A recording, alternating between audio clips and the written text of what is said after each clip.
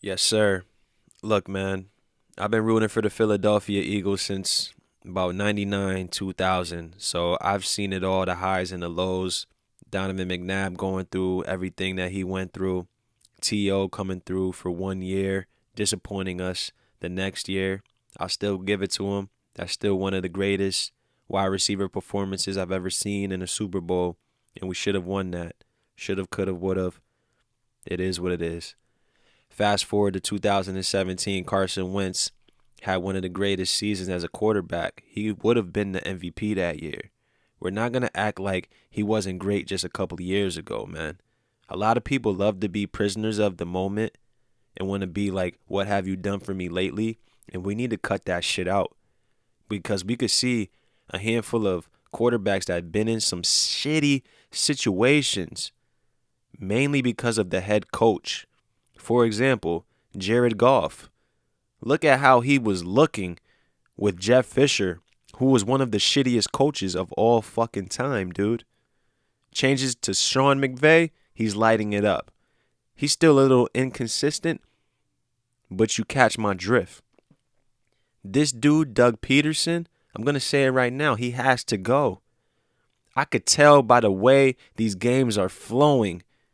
He basically has one foot out of the door. We won that Super Bowl, yes.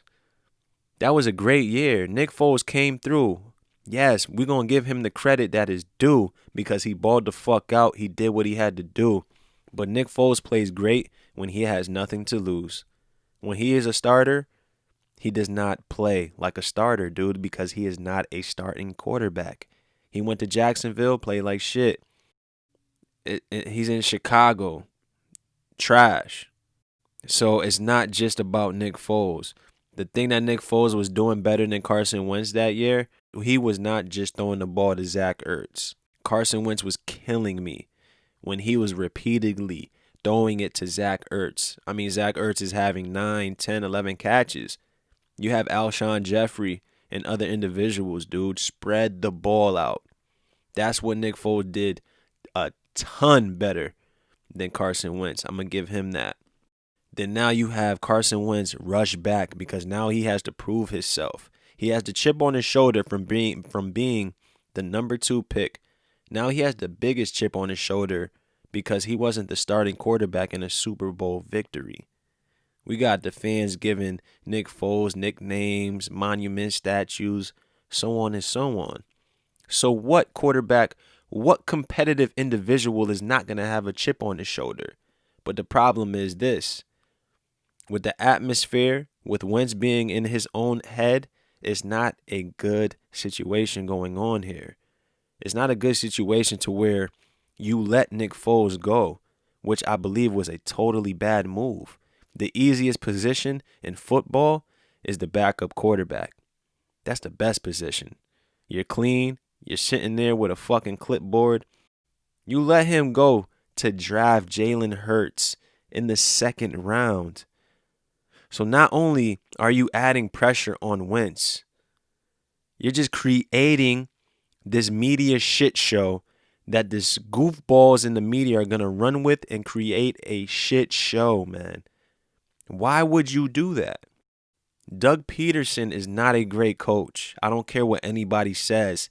Frank Wright was the mastermind of that fucking offense. Look how the offense looks now. Look what's going on in Indianapolis and look what's going on in Philadelphia. Doug Peterson is trash as a play caller and a head coach for the way that he handled this situation. Imagine playing in this fucking situation with all these injuries, with all these bad play calls, man. Why isn't Miles Sanders touching the ball a minimum of 20 times? I don't care if you combine that with catches and runs. Nah, scratch that. He needs to be running the ball 20 times. We've seen it before where quarterbacks are managing the game. Kirk Cousins was a manager, Alex Smith, even Baker Mayfield. Throwing the ball 20, 22 times.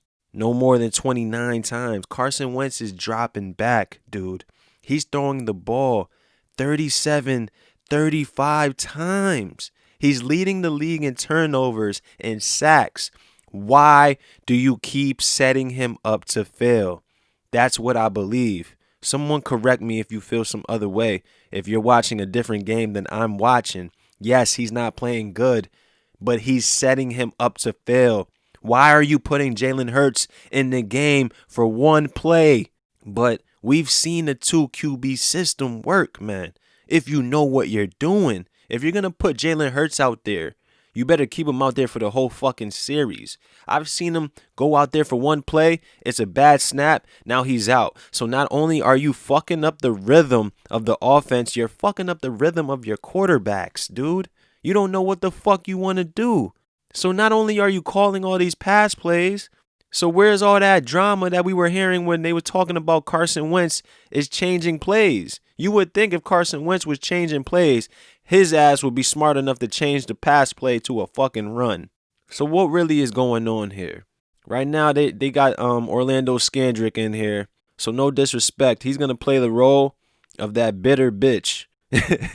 You know, that ex-girlfriend, man. So people only going to tell the truth when they're angry at you and when they're drunk. And right now, Orlando Scandrick, he's going to keep it real. He played with the Eagles, and he knows what's going on the inside and out. So he's going to tell it like it is, and we need to hear it, and we need to take this shit because Doug Peterson, he has to go. Howie Roseman, he might need to be on his way out. Carson Wentz, you can work with him, dude. They did not do him any service, any good by the way they were treating this man this season. This whole season was a dumpster fire, and it's hard to fucking watch. No, we need to be better. Orlando Scandrick is still with us. And Orlando, you played with Carson Wentz. Is it fair to bench him now? Oh, I'm so tired of talking about this guy. Sure. I mean, they're bad. You don't have a choice at this point, but Doug knows he's on borrowed time. So, you know, Howie, you wanted to draft this guy? You want to draft him? Let's play him. Let's see. There's a reason why he didn't play. I think Jalen's going to, be a great player in this league. But at the end of the day, you have to build an offense around him to make him successful. If you even go all the way back to Alabama changed their whole style of play when Jalen Hurts was in there and when Tua was in there. They went from a power running team to spreading it out a little bit to more of a quarterback run team. You got 4 games left. I don't think that's possible. The Eagles got problems all over the board. Doug's on borrowed time. Why not? It can't hurt. You got problems on the offense. You got problems on defense. But somehow it's Carson Wentz's fault. You want to acquire Darius Slay, and he's older now. He's not in his prime anymore. He just got toasted by DK Metcalf. Not only did you pass up on DK Metcalf, he toasts y'all and reminds y'all that y'all chose some dude named Arcega Whiteside. So real quick before Shannon goes, are you saying that Doug Peterson made this move out of spite? Like he's saying, okay, Howie, I'll give you what you want, albeit against the New Orleans Saints, the best defense in pro football lately? In that organization, it's Jeffrey Lurie and Howie.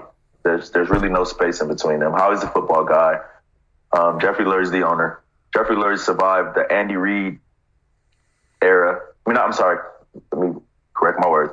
Howie Roseman survived the Andy Reid era. Chip Kelly gets hired. He gets moved over to the football side. He's still in Jeffrey Lurie's ear. Chip Kelly gets fired. He becomes GM. He pulls one out the hat. They put some good players around. They get some great free agent acquisitions. They won a Super Bowl, and here they are now. They're struggling. They're going down a one-way road to nowhere. And now you drafted this quarterback in the second round, and your franchise guy is struggling. So Doug's like, I'm on borrowed time. I might as well put him. At the end of the day, you guys are stuck with Carson. You married to him anyways. You got to pay him $25 million next year. And then in the offseason, another, I want to say, $10 million becomes guaranteed for the following year. So, what was the whole point of giving Carson Wentz that extension? If you guys felt some type of way as if you let Nick Foles go to, give him a little boost in his ego, you should have fucking franchise tagged his ass. Because now you're hit if you really want to get rid of him. To me, this makes no sense. Well, I understand it. I think they're in an impossible situation for all the reasons that you said, because I believe the team has lost confidence in Carson Wentz. Wentz has definitely lost confidence in himself. And he says he needs a spark. You need a 5-alarm fire. because what you are deficient at, the offensive line, the skill positions, I don't see a scenario. Even the greats, Aaron Rodgers and Mahomes, would struggle playing behind that offensive line and that lack of talent at the skill position. Now, I think we can agree on that, is that they are deficient on the offensive side of the football. You can't allow your quarterback to get his hit as many times. Now, I'm not saying Wentz is without fault, because he is totally without fault, because there have been a lot of times he's had guys open and he's missed them, and that's on him. All I'm saying is that when you take as many hits as he's taken, when you're devoid of talent at the skill position like they are, this is what happens. I don't know. I can see if Wentz was struggling and they had 2017 roster. I could get it then. You can say, well, look, we got weapons, but you're going to take a quarterback that's really not proficient at throwing the football, and you're going to give him no weapons and an offensive line. Now, maybe he can get out of some of the weight of that oncoming rush from the defense, but I just don't see how this works. But let me tell you what happens. When you make a move like this, a quarterback that's this long in his career, this far along in his career, I don't see how you come back to him with that head coach. I told Skip in the beginning, I believe one of those guys are gone. Wentz or Peterson, and I believe it's Peterson. Dougie P got one foot out the door. And the thing about it, the whole thing about it is, where he deserves some blame, as I do blame the Cowboys coaches, they've made some very, very, very weird decisions in the draft. I don't know why you draft Jalen Reagor, who's a primary punt returner, over Jefferson. I don't know why you go out when you know you can add pieces to your defense. Bruh, when I had my eye on that draft and whatnot, because I don't really watch the NFL draft, it's not really a big thing to me. When I saw that the Dallas Cowboys took CeeDee Lamb out of spite, I don't care what anybody else says, they didn't need to take CeeDee Lamb. They took CeeDee Lamb because they knew we needed a receiver. But I could have bet money that we was going to take Justin Jefferson. But knowing the dumb shit that we do, we take fucking Reagor. Not only did you pass up on Jefferson, you passed up on T. Higgins and Chase Claypool. I'm not understanding these situations and these choices. And not only did you hold on to your second round pick that you didn't want to trade away for DeAndre Hopkins, you didn't even try to trade for Stephon Diggs, who got traded away this past season. It's a shit show left and right, man. Add pieces to your offense. I don't know why you go out and draft a quarterback unless you don't have faith in your guy. And then, to go forward, you start this big dispute with your tight end, your Pro Bowl tight end. You let it get leaked to the media that him and the GM had a verbal altercation about his contract, and then he gets this injury. He gets an ankle injury that holds him out for 6 weeks. And Zach is a tough guy, so you can only hope that maybe he really was hurt, but in hindsight, he wasn't. He was spiting Howie Roseman. Like, I'm going to take my time coming back. Okay, I'm going to rise above all this, and I'm going to say what I've said from the start. I've never been sold on Carson Wentz as a franchise quarterback. I am sold on Jalen Hurts. The day he was drafted, I went on social on that Saturday. He will ultimately be better than Carson Wentz. He's a better natural-born leader than Carson. I know you're around Carson a little bit because you played for a while in Philadelphia. But Jalen Hurts is a playmaker, and he will make you miss. He can run the football. He's deceptively quick and fast and strong, but he can throw it too. He threw 32 touchdown passes for Oklahoma last year and ran for 20. That's a lot of performance. That's a lot of output, and that's what you'll. I don't want to cut you off, but Jalen Hurts ain't playing against Texas Tech. No, I got it. Yeah, so hang up all those college statistics, because we still got to remember that he got benched at Alabama and whatnot. So hang up all that shit, man. He's going against NFL competition. We don't give a fuck about what he did in Oklahoma. Jalen Hurts is solid, but let's see what the fuck he could do in the NFL. I got it. The point is... Ain't no Texas A&Ms. Okay, here's the problem, and that's why I suspect maybe even potential sabotage here. He is getting thrown into the hottest fire maybe any rookie starting quarterback has ever been thrown into in his first start, because this just isn't fair. New Orleans is playing at a supremely hot and high level right now on defense. They've allowed the fewest yards in the National Football League in over the last 4 weeks.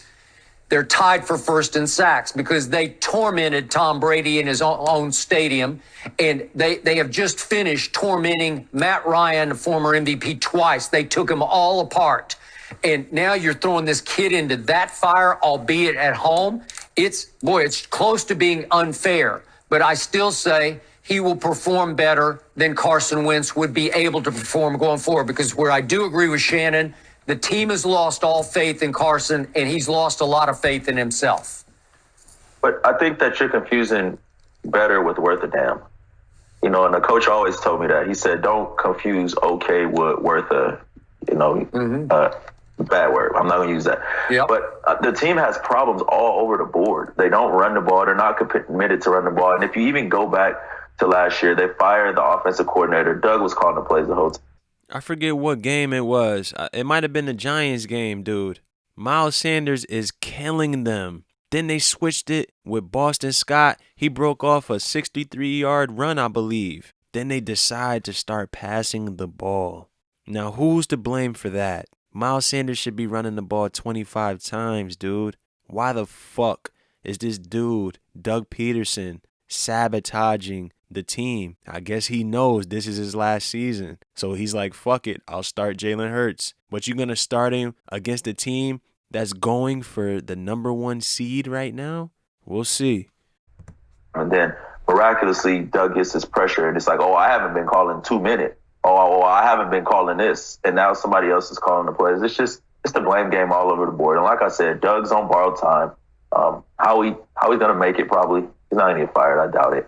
Doug's going to get fired. They're going to start over, and they're going to have to. Howie's going to have to try and mend his relationship with Carson, or he's going to have to trade him. And it's going to create a very, very uncomfortable situation if Jalen does perform decent these last 4 weeks. Okay, because so now you're going to have a quarterback that you're going to be paying $25 million to sit on the bench. Okay, and so once everybody realizes you don't want them, and Shannon would agree, when you realize somebody don't want something, I ain't gonna give you nothing in a trade. You can send him on over here, pay half his salary, and I'll give you a So here's your final question. Wrap it up for us with this: which team is in worse shape, Dallas or Philadelphia? Philadelphia. They're Thank you. Easy answer, Skip. Come on, dude. You asked that question because you root for Dallas, even though y'all trash also. Philadelphia is a dumpster fire because they created that nonsense. It's not the same situation as Green Bay, who has a 37-year-old quarterback, and they drafted a prospect who's going to sit behind for at least a couple years, just like Aaron Rodgers did, and develop. And then once he's ready to start, boom, all right, you're ready. Carson Wentz already has the chip on his shoulder. The shadow of Nick Foles is not a recipe for a good meal, man. Defense. They're very old on defense. You went and gave $39 million to a defensive tackle, Hargrave. A lot of y'all don't even know who he is. He don't even fit their scheme. But what is going to be their scheme next year? Their best players on defense is Fletcher Cox and Brandon Graham. They're both over 30. They don't have any linebackers. Darius Slay, who's been a great player in this league for a long time, you went and pay him top dollar. He's only getting, Father Time is undefeated. He's not going to get any better. He's not going to get any better at this point in your career. You don't have another corner. Your safeties, Rodney McLeod is older. Jalen Mills is, he's okay, but what do you pay him in free agency? And then on offense, that offensive line, outside of Lane Johnson, who's going to be coming off an injury, Kelsey's old. Brooks is going to be coming off of his second season in the injury, and then, you kind of in flux. And then Miles Sanders, who's a great player. With the way he's going down the list, it just basically sounds like Philadelphia needs the great reset. Now they're going to have to decide, because you're not going to start Carson Wentz for the last 4 games. You're not going to start Hurts and then start Wentz again. It's just creating bullshit on top of bullshit, man. Just get rid of Doug Peterson. Just trickle down the list, man. Go from there. But it's going to have to be a great reset with all these old age people that he's naming right now. It might be the time to just have a fresh look, because I feel like with Jalen Hurts' running ability, his ability to stretch the play, because we all know that he's going to have to do that with the way that the line is pass protecting, and with his energy, it could provide the spark that the Eagles desperately need right now because they need something, anything. So I think it might come this Sunday. He's got a little bit. He's been hanging out with Zeke a little bit. He can't hold on to the ball. So you do realize that the Cowboys' offensive line is old too, and although their Cowboys' defense is younger, they're terrible. Yeah, but they don't have an offensive lineman that's the quality of Zach Martin. No, but he getting old, and guess where he's at? Injured. Where's Ty Smith? Zach Martin, he's not even 30. But He is 30. He just turned 30. He turned 30, Oh, I'm but sorry, he got I'm a sorry. lot. He got a lot of wear and tear on those treads. Yeah. They've been banging heads. You know, they've been running the ball for a minute. Oh, Yeah, I totally agree with that. But when you look at it, the receiving core, they're being able to separate Dallas better. yeah. When running back better. At least Quarterback. At least Philly got an Quarterback. excuse. We can say we old. Y'all young and sorry. No laughing over there. No laughing. Orlando, we appreciate you taking the time. That wraps it up, man. But to be honest, if you root for the Eagles, you know what time it is. Don't get over emotional, blaming Carson Wentz, saying that he's trash and all that nonsense and whatnot. Yes, he's playing terrible, but we've seen this shit through the past years, dude. It can be fixed. It can be fixed. It's all about being a product of your environment. And if your environment is a shithole, the odds are basically that you're not going to become as great as you think you might be. Yes, there are exceptions to the rule, but who's playing in a shit show like the Philadelphia Eagles right now? So with Jalen Hurts' ability to extend the play, because he's going to have to run for his life going against New Orleans, maybe the receivers could get open then. But there has to be better moves all around the board. You cannot pass up on receivers and talents like DK Metcalf, Deontay Johnson, Terry McLaurin, Chase Claypool, T. Higgins, Justin Jefferson. The list goes on, dude. So it starts from the top, trickles down all the way to the bottom. But if you've been rooting for Philly for a while, you should get used to this. And you already know it starts from the ground up. So it is what it is. And we'll see what time it is. We're going to see how Jalen Hurts looks come Sunday. Peace.